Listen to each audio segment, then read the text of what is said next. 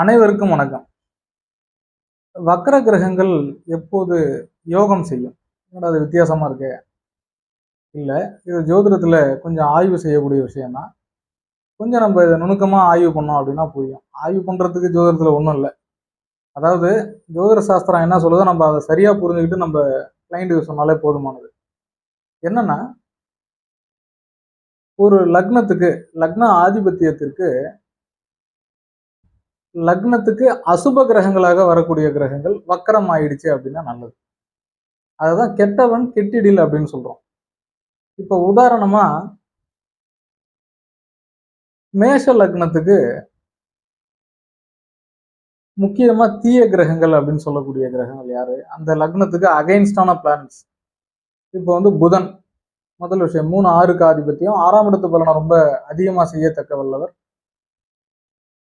ருணரோக சத்துரு ஸ்தானாதிபதி. இன்னொன்னு சனி பாதகாதிபதி அந்த லக்னத்துக்கு.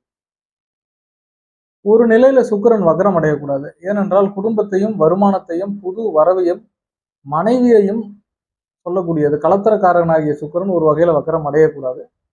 அடையாமல் நேர்கதியிலிருந்து சுக்கரதசை வராமல் இருந்தால் நல்லது. மேஷ லக்னத்தை பொறுத்த வரைக்கும் சின்ன வயசுல வரக்கூடாது. இதே மேஷ லக்னத்துக்கு 6க்கு அதிபதியாகிய புதன் வக்ரம் பெற்று இருந்த அமைப்பில் அப்போ புதன் திசை நடைமுறைக்கு வருது அப்படின்னா அவங்க நிறைய நிலபலங்கள் வாங்குவாங்க, வீடு கட்டுவாங்க சொந்த செலவுல, எந்த பிரச்சனையும் இருக்காது, கடன் வம்பு வழக்கெல்லாம் இருக்காது.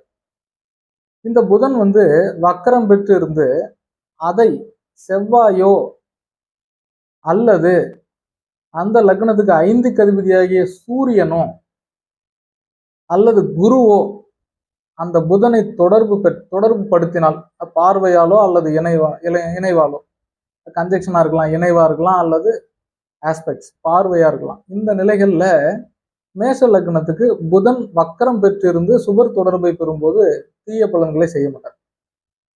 அதே மாதிரி சனி பாதகாதிபதி மேஷ லக்னத்துக்கு, சர லக்னத்துக்கு 11க்கு அதிபதி பாதகாதிபதி.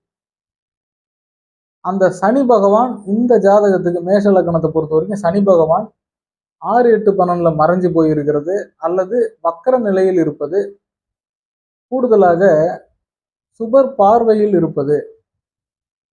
இந்த நிலைகள்ல சுபர் பார்வைன்னு என்னது? செவ்வாயோ அல்லது குருவோ அந்த சனியை பார்த்தாலோ அல்லது அந்த கிரகங்களுடன் இணைந்தாலோ அந்த சனி பெரிய தீங்கிழைக்க மாட்டார் அப்படின்றது ஒரு விதி.